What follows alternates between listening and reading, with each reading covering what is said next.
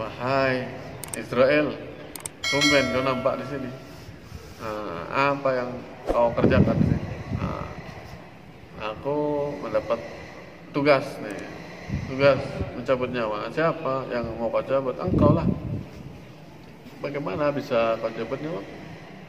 Ya, saya mengikuti apa yang diperintahkan oleh Allah SWT. Kemudian Nabi Adam mengatakan, ini belum saatnya untukku.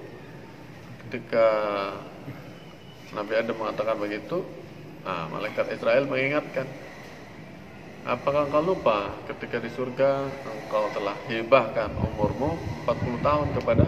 Assalamualaikum warahmatullahi wabarakatuh. Alhamdulillahirrabbilalamin. Assalatu wassalamu ala rasulillah wa ala alihi wa sahbihi ajma'in. Saudara-saudaraku sekalian yang dirahmati Allah SWT, banyak manusia di Indonesia maupun di berbagai negara di dunia ini, mereka tidak tahu sejarah. Karena tidak tahu sejarah, maka mereka tidak tahu tujuan hidup mereka. Maka Allah Subhanahu wa Ta'ala telah menyampaikan sejarah ini melalui malaikat Jibril agar disampaikan kepada Nabi Muhammad SAW. Nabi Muhammad SAW telah menyampaikannya kepada para sahabat tentang awal mula daripada penciptaan. Penciptaan ini dari awal penciptaan sampai kemudian akhir daripada nasib manusia. Dan ini telah dibukukan oleh Imam Ibnu Katsir yang kitabnya berjudul Al-Bidayah wan Nihayah. Al-Bidayah artinya permulaan. Jadi permulaannya dimulai dari ketika Allah SWT mulai pertama kali menciptakan sesuatu. Dan nihayah atau penghabisannya itu ketika ahli surga sudah dimasukkan ke dalam surga, ahli neraka sudah dimasukkan ke dalam neraka. Itulah akhir daripada sejarah manusia. Jadi yang namanya sejarah itu bukan sejarah Indonesia, sejarah masuknya Islam ke Indonesia, atau sejarah ini dan itu, tapi kita merujuk kepada apa yang diajarkan Nabi Muhammad SAW kepada para sahabatnya, dan apa yang beliau terima dari malaikat Jibril alaihissalam sebagai wahyu dari Allah Subhanahu wa Ta'ala. Maka dalam satu riwayat bahwasanya Allah Subhanahu wa Ta'ala memulai penciptaan itu dari al-qalam. Awwalu ma khalaqallahu al-qalam. Jadi sesuatu yang pertama kali diciptakan oleh Allah Subhanahu wa Ta'ala adalah al-qalam. Al-qalam ini merupakan ciptaan Allah SWT. Kemudian kita tahu al-qalam artinya pena, penanya Allah. Allah memiliki pena yang diperintahkan untuk menulis. Ketika Allah SWT katakan uktub ya qalam, kemudian qalam itu berkata, madza aktub ya Rabb, apa yang aku tuliskan wahai Rabb. Uktub ma huwa kainun ila yaumil qiyamah, tuliskanlah apa yang akan terjadi sampai hari kiamat. Nah, jadi mulai diciptakannya al-qalam, itulah ditulis sejarah. Sejarah bukan sejarah yang sudah terjadi, tapi sejarah yang akan dijadikan. Jadi semua sejarah itu sudah ditulis duluan. Ditulis duluan baru kemudian dijadikan itu kenyataan. Maka Allah SWT katakan, ma asaba min musibatin fil ardi wala fis sama wala fi anfusikum, ma asaba min musibatin fil ardi wala fi anfusikum illa fi kitab min qabli an nabra'aha. Tidaklah ada satu pun yang terjadi di muka bumi maupun di dalam diri-diri kalian kecuali semua sudah kami tuliskan dalam satu kitab sebelum kami menciptakannya. Inna dzalika 'ala Allah yasir. Sungguhnya hal tersebut, yaitu menuliskan hal yang belum terjadi, sangat mudah bagi kami. Kenapa Allah sampaikan seperti ini? Orang itu tidak perlu dia mengarang-arang, tapi Allah SWT sudah beritahukan semuanya. Likaila ta'saw ala ma fatakum wala tafrahu bima atakum. Innallaha la yuhibbu kulla mukhtalin fakhur. Agar supaya kalian ini tidak putus asa terhadap apa yang luput dari kalian, dan kalian tidak berbangga-bangga terhadap apa yang kalian dapatkan. Nah, orang ini dia mendapatkan sesuatu dengan usaha, tapi di balik itu Allah SWT menyembunyikan tangannya, bagaimana ia memberi kepada manusia itu. Seakan-akan manusia mendapatkannya semua murni 100% karena usahanya. Maka dengan begitu datanglah setan untuk membuat manusia merasa bangga diri dan tidak menghargai bagian-bagian lain, yaitu Allah SWT, campur tangan Allah Subhanahu wa taala. Maka Allah SWT katakan semua sudah ada di dalam kitabnya, agar kalian tidak berputus asa terhadap yang luput dari kalian dan tidak berbangga atas apa yang kalian dapatkan, apa yang kalian peroleh. Jadi Allah Subhanahu wa taala kemudian menciptakan az-zulumat wan nur, kegelapan dan cahaya. Kemudian berikutnya Allah Subhanahu wa taala menciptakan langit dan bumi. Khalaqas samawati wal ard wa ma bainahuma fi sittati ayyam, dalam waktu 6 hari. Di dalam tafsir, dalam satu tafsir, saya lupa tafsirnya, disebutkan 6 hari itu detailnya adalah 4 hari untuk lamanya penciptaan langit, yaitu 7 lapis langit beserta isinya, dan 2 hari adalah masa untuk penciptaan bumi. Di dalam satu kitab, umat Islam meyakini bahwa penciptaan langit dan bumi 6 hari itu dimulai pada hari yang berakhir pada hari Kamis, yaitu Kamis, Rabu, Selasa, Senin, Ahad, kemudian Sabtu. Jadi dimulainya pada hari Sabtu, berakhir pada hari Kamis, maka pada hari Jumat adalah hari istirahat bagi manusia. Maka di negara-negara Islam ini hari ibadahnya, hari liburnya orang kerja itu hari Jumat. Nah, adapun kelompok Nasrani atau kelompok Yahudi ini meyakini penciptaan langit dan bumi dimulainya pada hari Ahad, sehingga penghabisan 6 hari itu jatuh pada hari Jumat, dan pada hari Sabtu mereka berlibur untuk beribadah. Adapun orang Nasrani meyakini penciptaan langit dan bumi dimulai pada hari Senin sehingga berakhir pada hari Sabtu, dan ibadah mereka jatuh pada hari Minggu, hari Ahad. Nah, ini kita baca dalam tafsir seperti itu. Wallahu a'lam bishawab. Jadi yang jelas kita hari Jumat adalah hari ibadah, hari kita berjamaah, hari kita ketemu sesama umat Islam untuk menghadap Allah Subhanahu wa taala. Dan di hari Jumat ini adalah hari yang besar bagi umat Islam. Rasulullah SAW katakan, barang siapa manirtasala wa ghassala, dan barang siapa yang mandi dengan sempurna pada hari Jumat, kemudian ia berangkat ke masjid, bersegera ke masjid, berjalan kaki, tidak berkendara. Sesampai di masjid, kemudian ia masuk masjid, sholat 2 rakaat dan sholat sebanyak yang ia mampu. Lalu ia mendengarkan khutbah, tidak bercakap-cakap, kemudian sholat bersama imam, maka pahalanya sama dengan orang yang berpuasa dan sholat selama 1 tahun penuh dengan pahala yang sempurna. Ini satu Jumat bila disempurnakan, yaitu mandi sempurna, sampai kemudian selesai prosesi Jumat, itu pahalanya sama dengan puasa dan sholat sunnah sebanyak 1 tahun. Kalau dalam 1 bulan ada 4 Jumat, berarti kita sudah bisa mengumpulkan amalan untuk 4 tahun. Itu baru Jumatnya saja. Nah, maka ini untuk hari Jumat, karena kita meyakini penciptaan langit dan bumi dimulai pada hari Sabtu. Nah, kemudian Allah SWT ciptakan di setiap hari ini ada menciptakan tumbuh-tumbuhan, ada gunung-gunung di hari lainnya. Kemudian Allah ciptakan lautan.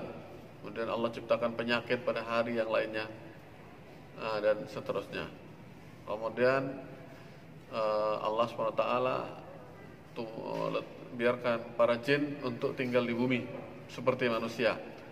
Maka ketika tinggal di bumi, mereka menggarap dunia ini dan meramaikannya, sehingga mereka berlomba-lomba dan berebut. Terjadilah pertumpahan darah di antara para jin ini. Akhirnya para jin yang selalu berperang satu sama lain ini membuat murka para penghuni langit. Allah SWT kirimkan malaikat untuk memerangi para jin ini dari daratan dan digusur sampai ke lautan. Akhirnya mereka sampai hari ini mereka punya singgasana di atas air di lautan. Nah, Rasulullah SAW pernah bersabda juga, wa kana arsyuhu 'alal ma'. Jin itu, raja jin itu singgasananya ada di atas air. Nah, mungkin kalau sekarang kita menganggap lautan itu tempat setan atau tempat wallahu a'lam, atau sejarahnya dari situ, wallahu a'lam. Nah, kemudian 2000 tahun berikutnya baru Allah SWT ciptakan manusia. Kemudian Allah keluarkan Nabi Adam alaihissalam dan Siti Hawa istrinya untuk diturunkan ke muka bumi. Diturunkan ke muka bumi. Nah, dengan sebab pelanggaran yang mereka perbuat. Tapi sebenarnya ini sebagai hukuman bagi suami istri Adam dan Hawa alaihissalam, itu juga sebagai pemuliaan, memberikan kemuliaan. Kenapa? Karena Nabi Adam dan Siti Hawa sebetulnya diletakkan di muka bumi, inni ja'ilun fil ardi khalifah. Mereka berdua adalah sebagai khalifah. Khalifah itu apa? Khalifah itu adalah petugasnya Allah SWT untuk menjalankan syariat Allah. Inna aradnal amanata, sesungguhnya kami menawarkan amanat. Apa amanat? Amanat agama. Ala samawat, kepada langit-langit, wal jibal, dan kepada gunung-gunung. Tapi mereka semua menolak untuk menerima amanat. Fahamalahal insan, kemudian dibawa oleh manusia. Innahu kana zuluman jahula, sungguhnya manusia yang membawa amanat agama ini kana zuluman jahula, sudah jahul, zuluman. Zuluman itu diperintahkan begini, tidak dijalankan, tapi yang dijalankan yang lain. Ini doluman, dolim. Jahula, bodoh. Gimana perbuatan jahilnya? Perbuatan jahilnya ini ia melakukan apa yang tidak diperintahkan. Nah, setelah Nabi Adam dan Siti Hawa diturunkan ke muka bumi dengan dipisahkan, kabarnya Nabi Adam diturunkan di daerah India, kemudian Siti Hawa diturunkan di yang sekarang ini disebut namanya Jeddah. Mereka berpisah selama ada yang mengatakan 200 tahun. Kemudian Nabi Adam mencari-cari sampai pertemuan mereka terjadi di Padang Arafah. Maka disebut nama Arafat. Itu Padang Arafah ini. Arafat artinya bertemu kembali, bertemu. Maka disitulah ada monumen atau untuk memperingati masa pertemuannya Nabi Adam dan Siti Hawa, yaitu Jabal Rahmah, artinya gunung kasih sayang.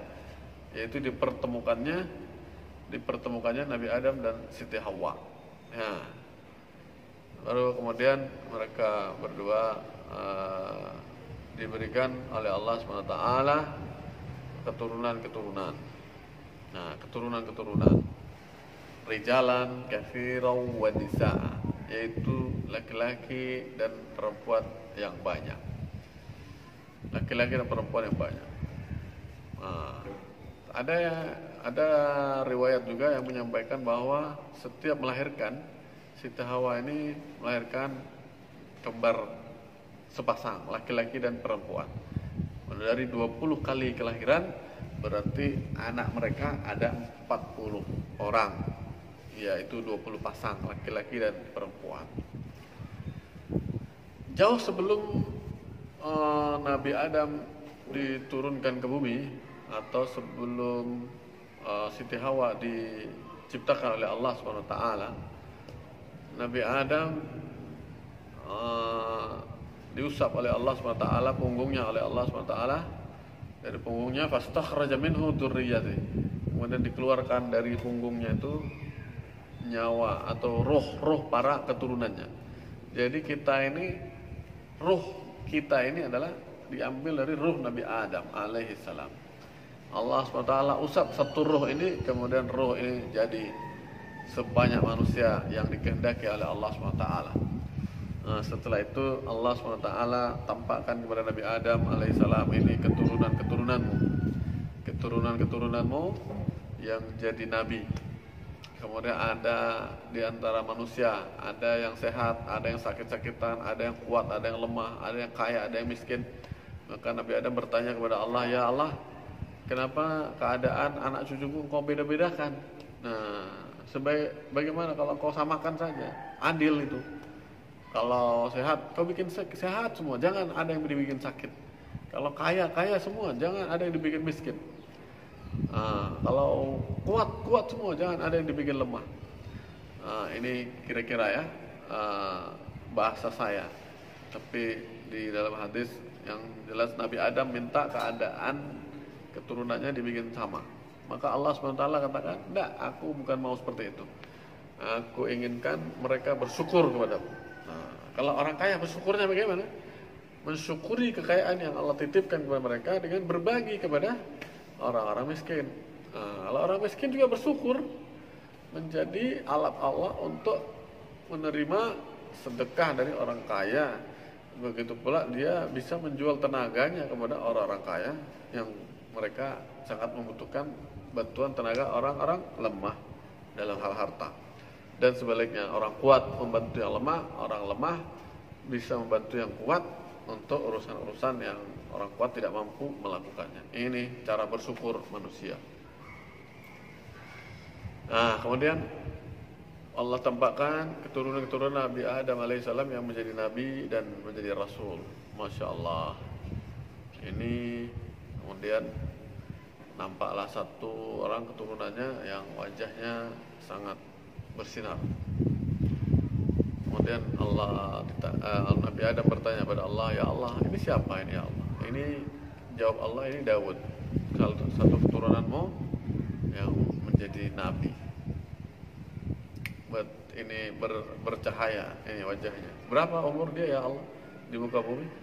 Dia 60 tahun. Ya Allah, begitu pendeknya umurnya. 60 tahun saja. Tambahlah 40 tahun biar dia hidup 100 tahun di muka bumi. Kata Allah, penaku sudah kering, tidak ada yang bisa berubah kecuali yang sudah aku putuskan. Maka Nabi Adam menawarkan, bagaimana kalau aku berikan kepadanya umurku 40 tahun sehingga genap dia hidup di muka bumi ini selama 100 tahun. Maka kata Allah, apa yang kau minta bisa diterima.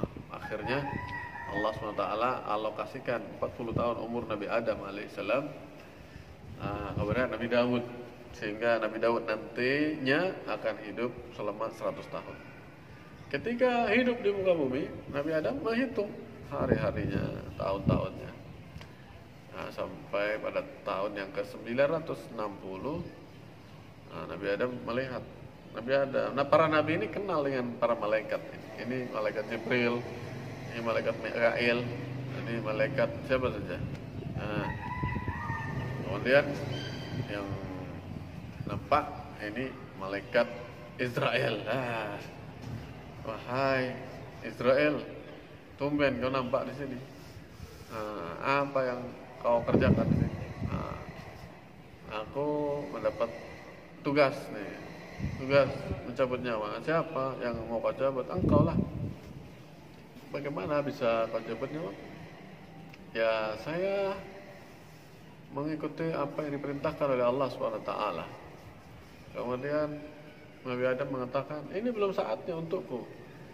Ketika Nabi Adam mengatakan begitu, malaikat Israel mengingatkan, apakah engkau lupa ketika di surga engkau telah hibahkan umurmu 40 tahun kepada Dawud alaihissalam. Maka Nabi Adam baru ingat, oh iya, ini berarti sudah saatku untuk pergi dari muka bumi ini. 40 tahun sudah kuberikan kepada turunanku Daud yang akan hidup nanti. Akhirnya Nabi Adam dicabut nyawanya atau dimatikan oleh malaikat Israel dengan izin Allah SWT di rumahnya. Dan di rumahnya para malaikat mengajarkan cara mengurus jenazah kepada anak-anak Nabi Adam. Bagaimana memandikan, bagaimana mengkafani, kemudian bagaimana mensolatkan dan menguburkan. Ini syariat dimulai sejak zaman Nabi Adam alaihissalam. Maka kata Rasulullah SAW ketika menceritakan bagaimana Nabi Adam lupa telah memberikan 40 tahun umurnya kepada Nabi Dawud, Nasya Adam alaihissalam Abun Nas, Abul Bashar, bapaknya manusia yang namanya Nabi Adam ini telah mengalami lupa. Fanasya dzurriyyatu, maka keturunannya pun jadi pelupa akhirnya. Inilah manusia ini disebut mahallul khata'i wan nisyan, tempatnya salah dan lupa. Banyak lupa. Nah, orang ini makanya karena suka lupa, Allah SWT berulang-ulang menyampaikan manusia ini harus diingatkan. Wa dzakir fa inna dzikra tanfa'ul mu'minin. Dan ingatlah, berilah peringatan atau ingatkanlah. Sesungguhnya peringatan itu bermanfaat bagi orang-orang yang beriman. Maksudnya orang beriman ini manfaatnya apa? Yang bermanfaat bagi orang beriman yaitu mengingatkan tentang kehidupan akhirat. Agar dengan mengingat kehidupan akhirat itu imannya semakin naik, kemudian semangat beribadahnya menjadi kuat. Nah, inilah kekuatan iman itu kalau dia menggunakan waktunya untuk ibadah, menyembah Allah Subhanahu wa taala.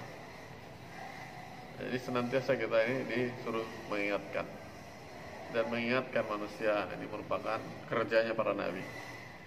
Karena manusia ini sebenarnya dia tahu di hatinya Allah sudah tanamkan alastu bi rabbikum bala syahidna. Apakah kalian bersaksi bahwa aku adalah Rabb kalian? Mereka di alam roh itu sudah bersaksi. Bala syahidna, tentu saja kami telah bersaksi ya Allah. Kemudian diingatkan. Saudara-saudara sekalian yang dirahmati Allah SWT, ini kisah-kisah para nabi. Banyak sekali yang belum kita ketahui. Mungkin karena kalau di sekolah kita cuma sekilas diajarkan kisah-kisah Nabi sedikit. Bahkan Nabi kita Muhammad SAW hanya diketahui namanya, nama bapaknya, nama paman, kakek, sahabat-sahabat yang sedikit. Kemudian dakwahnya sedikit saja. Tapi sesungguhnya yang diajarkan di sekolah belum mencapai pada inti dari diutusnya Nabi Muhammad SAW. Untuk apa beliau ini diutus? Ternyata untuk membawa keselamatan bagi seluruh manusia. Bila mereka telah mengikuti Nabi Muhammad SAW dalam kehidupannya, selamat hidupnya, selesai semua tugas-tugasnya. Nah, itu dengan mengikuti sunnah baginda Rasulullah SAW. Maka Nabi Adam alaihissalam diwafatkan pada tahun ke-960. Kemudian melanjutkan kenabiannya, yaitu anak Nabi Adam yang terakhir, yaitu Nabi Syith. Nabi Syith ini anak dari kelahiran terakhir dari Nabi Adam dan Siti Hawa. Nabi Syith ini kemudian bekerja dakwah, yaitu tinggal di daerah pegunungan. Nah, anak-anak Nabi Adam yang mulai berkembang banyak, yang pada waktu itu mungkin ada 400 ribuan atau kurang dari itu, yang tinggal di daerah perkotaan, mereka sudah mulai mengenal peradaban. Mereka mulai mengenal pesta-pesta Sedangkan yang hidup di gunung, mereka hidup dalam ketaatan. Suatu kali ketika mereka memerlukan barang-barang dari kota, mereka datang ke kota. Orang-orang di kota, gadis-gadis di kota dari keturunan Nabi Adam alaihissalam kagum dengan ketampanan laki-laki yang datang dari gunung. Maka terjadilah hubungan perkenalan. Nah, akhirnya ketika pulang ke daerah pegunungan lagi, nampak perubahan di dalam kebiasaan mereka. Nah, ini pasti ada setan yang masuk ke dalam kehidupannya. Akhirnya Nabi Sith kemudian mengumumkan ketika keadaan sudah parah bahwa laki-laki ini hati mereka sudah terkontaminasi dengan maksiat yang ada di kota. Mereka mengumumkan perang dengan saudara-saudara mereka yang ada di kota. Ini masih keturunan Nabi Adam sama-sama. Tapi mulai saat itu berperanglah. Dimulailah yang pertama jihadun fi sabilillah. Pertama kali manusia berjihad di jalan Allah untuk membasmi tipuan setan, yaitu kebiasaan-kebiasaan yang diajarkan oleh setan. Jadi jihad fi sabilillah ini dari zaman anak-anak Nabi Adam sudah dimulai. Kakeknya satu, tapi mereka diperintah untuk memusuhi setan dan memusuhi pengikut-pengikut setan. Hari ini kita juga hidup dimusuhkan dengan setan. Allah SWT katakan, inna syaitan lakum adu, sesungguhnya setan adalah musuh kalian, fattakhidhuhu aduwa, jadikanlah ia, yaitu setan, sebagai musuh kalian, bukan sebagai penasihat, bukan sebagai kawan. Nah, mungkin sampai di sini dulu. Nanti kita sambung kisah Nabi yang lainnya, insyaallah, dengan rujukan-rujukan dari beberapa kitab. Assalamualaikum warahmatullahi wabarakatuh.